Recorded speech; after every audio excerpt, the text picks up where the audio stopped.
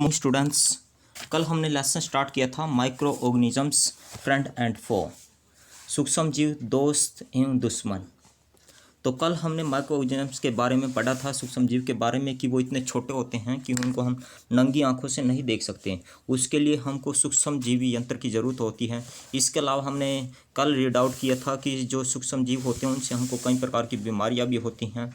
तो आइए आगे लेसन को रीड आउट करते हैं और जानते हैं माइक्रोऑर्गेनिजम्स के बारे में कि कहाँ रहते हैं, क्या करते हैं, या हमारी लाइफ में इनका क्या इंपॉर्टेंस है। यस, तो आइए स्टार्ट करते हैं। Microorganisms exist in all types of habitats. कहता है कि जो माइक्रोऑर्गेनिजम्स होते हैं वो सभी प्रकार के जितने भी जीव जंतु होते हैं उनमें एग्जिस्ट करते हैं। They may be single celled like bacteria and protozoa और multi cellular such as algae and fungi. वो सिंगल सेल्ड भी हो सकते हैं जैसे बैक्टीरिया और प्रोटोजोआ की तरह, और मल्टी सेलुलर भी हो सकते हैं जैसे एल्गी और फंगी की तरह, यानी वो सिंगल भी हो सकते हैं और समूह में भी पाए जा सकते हैं। These can survive under all types of environment ranging from ice cold climate to hot springs desert and marshy lands हैं। ये सभी प्रकार के मौसम में पाए जा सकते हैं, सभी प्रकार की जलवायु में पाए जा सकते हैं, चाहे वो ठंडा एरिया हो, ठंड में पाए जा सकते हैं, और गर्मी में पाए जा सकते हैं, राजस्थान रेगिस्तान में भी, और जो दलदली इलाका है वहाँ पर भी पाए जा सकते हैं। Some microorganisms grow on other organisms while other exist freely। कुछ जो माइक्रोऑर्गेनिजम्स होते हैं वो जो दूसरे पर निर्भर रहते हैं, परंतु कुछ फ्रीली एग्जिस्ट करते हैं। Microorganisms like amoeba can live alone while fungi and bacteria live in colonies. जो अमीबा है वो अकेला पाया जाता है, एकल रूप में पाया जाता है, परंतु जो फंगी और बैक्टीरिया वो कॉलोनीज में रहते हैं, समूह में पाए जाते हैं। 10 microorganisms are found practically everywhere. इस प्रकार से ये जो सूक्ष्म जीव हैं चारों ओर पाए जाते हैं। They are present in soil water bodies outer surface on the surface and inside the body of animals including humans. बहुत अच्छी लाइन है ये, मैंने अंडरलाइन भी किया है, ध्यान से देखिए। They are present in soil, ये मिट्टी में पाए जाते हैं, वाटर में पाए जाते हैं, वाटर बॉडी जो पानी के अंदर जीव जंतु होते हैं उनमें पाए जाते हैं, outer surface on the surface inside the body of animals, जो जानवर है उनके शरीर के अंदर भी पाए जाते हैं और इंसान के शरीर के अंदर भी पाए जाते हैं। माइक्रोऑर्गेनिजम्स एंड अस, आगे देखिए। फ्रेंडली माइक्रोऑर्गेनिजम्स, ये हमारे फ्रेंड्स भी होते हैं। किस प्रकार से होते हैं? Due to their special characteristics microorganisms are used for various purposes like. ये देखिए इनका प्रयोग कहाँ करते हैं हम, कैसे हमारे दोस्त होते हैं ये। They are used in the preparation of curd bread cake sorry, इनका हम दही बनाने के लिए प्रयोग करते हैं और ब्रेड बनाने के लिए भी इनका यानी केक बनाने के लिए भी प्रयोग किया जाता है। Used in cleaning of the environment, जो इन्वायरमेंट है उसको साफ करने में भी ये योगदान देते हैं। For example the organic waste, vegetable peels, remains और animals faeces etcetera are broken down into harmless substances by bacteria. यानी जो वेस्टेज होते हैं उसको ये है ना क्या करते हैं, हार्मलेस सब्सटेंस में चेंज कर देते हैं। Used for the production of alcohol synthesis, और सदियों से अल्कोहल बनाने के लिए इसका प्रयोग किया जा रहा है माइक्रोऑर्गेनिजम्स का। Yes, microorganisms like bacteria are used in the preparation of medicine, यानी जो बैक्टीरिया है उसका दवाई बनाने के लिए भी प्रयोग किया जाता है। बहुत ही इंपॉर्टेंट लाइन है। They are also used in agriculture to increase soil fertility by nitrogen fixation. इसके अलावा जो हमारी मिट्टी होती है, मिट्टी में जो उपजाऊ शक्ति होती है उसको बढ़ाने के लिए भी बैक्टीरिया इनका प्रयोग किया जाता है। Yes, making of card and bread, आपको हमने पहले पढ़ लिया कार्ड और ब्रेड बनाने के लिए। You have study in your previous class that bacteria changes milk into card. आपको पता है जो बैक्टीरिया होता है वो दूध को दही में बदल देता है। यहाँ पर एक पिक्चर बनाई हुई है एक लड़की की। I saw that my mother added a little curd to warm milk to set curd for the next day, I wonder why. कहती है कि मैंने देखा कि मेरी मम्मी ने है ना गर्म दूध में थोड़ी सी थोड़ी सी दही मिला दी। अब देखते हैं कि क्या होता है। Sorry,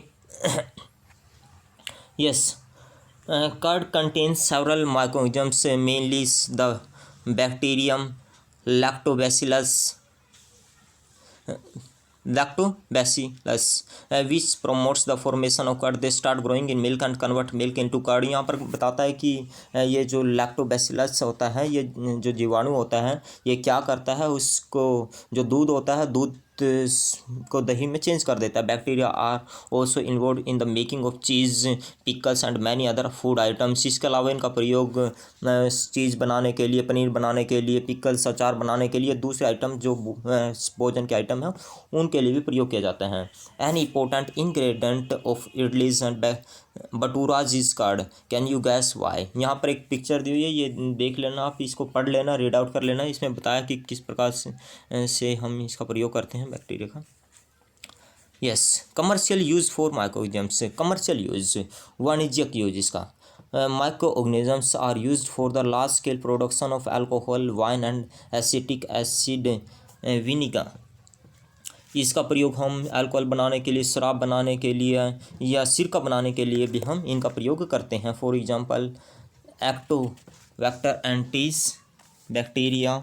yes, bacteria is used for production of acetic acid from alcohol. Yeast is used for commercial production of alcohol and wine by growing them on natural sugars present in grain like barley, wheat, rice and crushed fruit juices.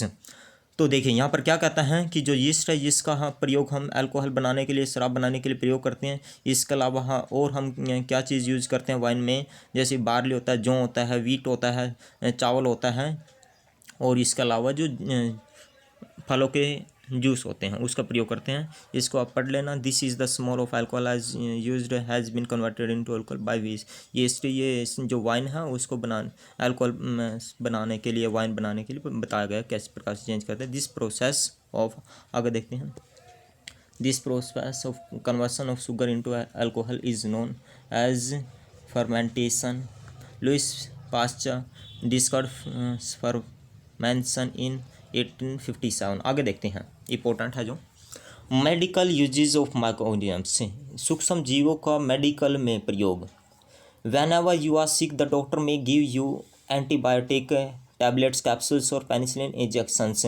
जब आप बीमार होते हैं तो doctor क्या करता है, आपको एंटीबायोटिक टैबलेट्स देता है, गोली देता है, कैप्सूल देता है, पेनिसिलिन का इंजेक्शन लगाता है, टिक्का लगाता है. The source of this medicine is micro organisms.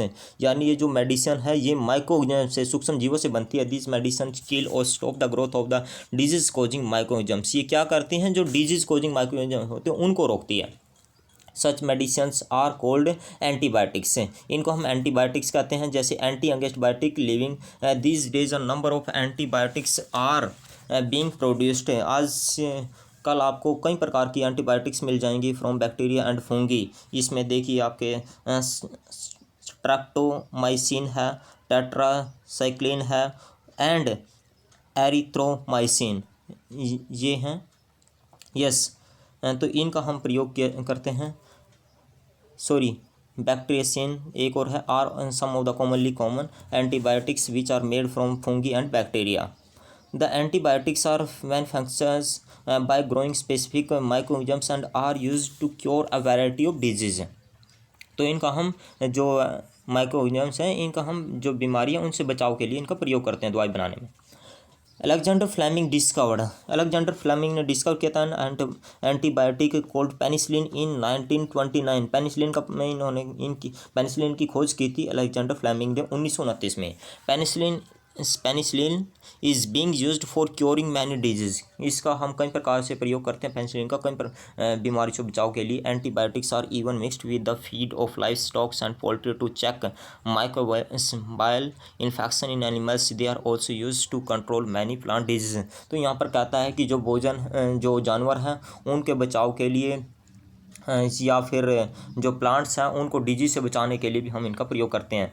Remember that antibiotics should be taken only an advice of A qualified doctor. आपको याद रखना है कि जो एंटीबायोटिक्स आप लेते हो, जो गोली लेते हो, वो केवल आपको एक अच्छे कुशल डॉक्टर की सलाह में लेनी है, आपको अपने आप नहीं यूज़ करनी है. Also, you must finish the course prescribed by the doctor. If you take antibiotics when not needed, you help bacteria in your body to develop resistance to them. Next time when you fall ill and need these antibiotics, they would be less effective. तो यहाँ पर कहता है कि यदि आप है ना एंटीबायोटिक्स लेते हो जब आपको इसकी ज़रूरत नहीं है, और जब आप बीमार पड़ जाते हो, बाद में यदि आप बीमार पड़ जाते हो, तो ये एंटीबायोटिक्स आपके शरीर पर बहुत कम प्रभाव करेंगी। तो इसलिए भी ऐसे नहीं लेना चाहिए एंटीबायोटिक्स को। Antibiotics however are not effective against cold and flu as they are caused by virus. कहता है कि जो एंटीबायोटिक्स होते हैं ये इफेक्टिव नहीं होती हैं जैसे सर्दी जुकाम या फ्लू में, क्योंकि ये जो बीमारी हैं ये वायरस से होती हैं। Vaccine, I want to know why children infants are given vaccination. Vaccine होता है जो टीकाकरण होता है। When a disease carrying microbes enter our body, the body produces antibodies to fight the invader.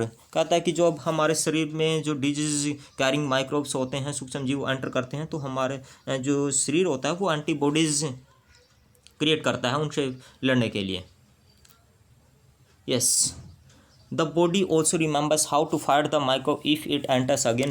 हमारे शरीर को पता है कि किस प्रकार से इनसे फाइट करना है। So if dead or weakened microbes are introduced in a healthy body, इस प्रकार से डेड या वीकेंड जो माइक्रोब्स हैं वो यदि एक स्वस्थ शरीर में एंटर करते हैं, the body fights and kills them by producing suitable antibodies. तो शरीर उनके साथ फाइट करता है और सूटेबल एंटीबॉडीज़ के द्वारा उनको ख़त्म कर देता है। The antibodies remain in the body and we are protected from the disease causing microbes. से जो एंटीबॉडीज़ होते हैं वो हमारे शरीर में होते हैं और इस प्रकार से हमारे बीमारी से बचाव करते हैं। This is how a vaccine works. इस प्रकार से वैक्सीन वर्क करती है। Several disease including cholera, tuberculosis, smallpox and hepatitis are prevented by vaccination. ये कुछ बीमारियां हैं जिनको हम वैक्सीनेशन से बचा सकते हैं, जैसे कोलेरा है, ट्यूबरक्लोसिस या टीबी है, स्मॉल पॉक्स है, हेपेटाइटिस है। Edward Jenner discovered the vaccine for smallpox in 1798।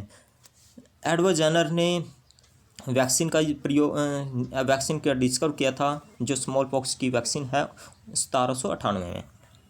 In your childhood you must have been given injections to protect yourself against several disease. Can you prepare list of this disease? It is essential to protect all children against this disease. कहता है कि आपको जब आपको बचपन में टीके injection लगाए गए होंगे उससे बीमारी से बचाने के लिए। Necessary vaccines are available in the nearby hospitals. जो ज़रूरी आवश्यक वैक्सीन है वो नियर बाई हॉस्पिटल में होनी चाहिए। You might have seen the advertisement on TV and newspapers regarding vaccination of children against polio. Polio drops are actually a vaccine used against polio causing microbes. आपको पता है कि TV में दिखाया जाता है, न्यूज़पेपर में भी ऐड दिखाई जाती हैं कि पोलियो अभियान चलाया जाता है, बच्चों को पोलियो की बूंद पिलाई जाती हैं। वो पोलियो से बचाने के लिए बच्चों को पोलियो की बूंदें पिलाई जाती हैं। A worldwide campaign about 40 years ago to protect people against smallpox has finally led to its eradication from most parts of the world.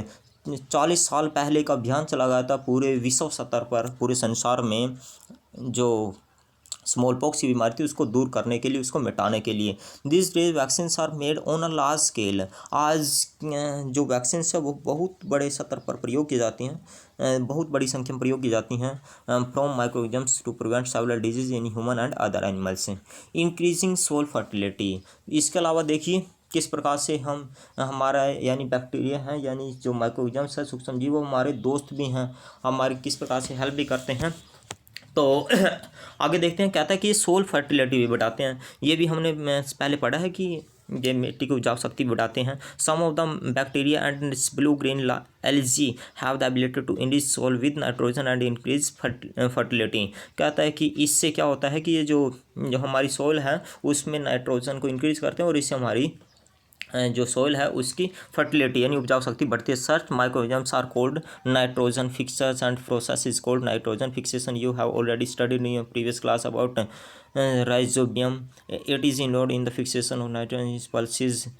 तो ये देखिए मेन बात इसमें यही है इस पहरे में, इस की जो माइक्रोऑर्गेनिज्म्स होते हैं उससे हमारी मिट्टी है उसकी उपजाऊ शक्ति भी बढ़ती है। तो आप इसको रीड आउट देख लेना। यदि फिर भी आपकी कोई प्रॉब्लम है, कोई क्वेरी है, यू कैन व्हाट्सएप और call me. Thank you students. इसका नेक्स्ट पार्ट हम कल को डिस्कस करते हैं। Thank you.